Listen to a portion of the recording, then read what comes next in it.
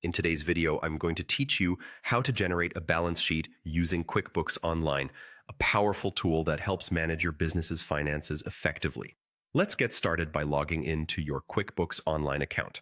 Open your preferred web browser and head over to QuickBooks website, then enter your login credentials. Once logged in, you'll find yourself on your account dashboard. The dashboard gives you a snapshot of your business's financial health. Next, you'll notice a menu on the left side of the dashboard.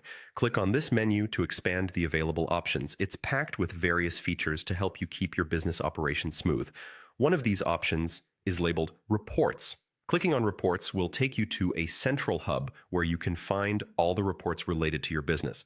These reports are critical for making informed business decisions, and they're easily accessible via QuickBooks. Once you're on the reports page, navigate to the Standard Reports section.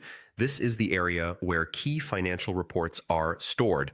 Among these is the balance sheet, which is what we'll be focusing on today. You can either scroll through the list or use the search bar at the top to quickly find balance sheet. After selecting the balance sheet report, the next step is setting the date range. This is crucial because the period you choose will impact the financial data displayed in your report. You'll need to select both a start date and an end date that align with your reporting needs. Make sure to review your choices here to ensure the accuracy of the data you're pulling. Once you've set your dates, there's an option to customize how your columns display. This customization allows you to tailor the report according to your preferences or the specific needs of your business.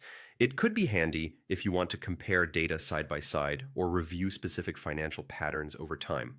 Once satisfied with your selections, hit the Run Report button. Now you'll see the full balance sheet displayed. You'll have a comprehensive view of your company's assets, liabilities, and equity. If everything looks good, you can save your customizations by clicking the Save Customization button. This step is useful as it allows you to easily access this particular setup in the future without having to configure everything again. Give your report a custom name, something descriptive that you or anyone else viewing it later will understand at a glance. You also have the option to add this report to a group, which is great for organizing multiple reports. And if you have a team or clients who need access to this information, QuickBooks makes it easy to share. Finally, click Save, and you should see a success message confirming that your balance sheet is now up and running. You've not only created a balance sheet, but also customized it to suit your specific business needs. That wraps up our tutorial on generating a balance sheet in QuickBooks Online. We hope this guide empowers you to manage your business finances with greater ease and efficiency.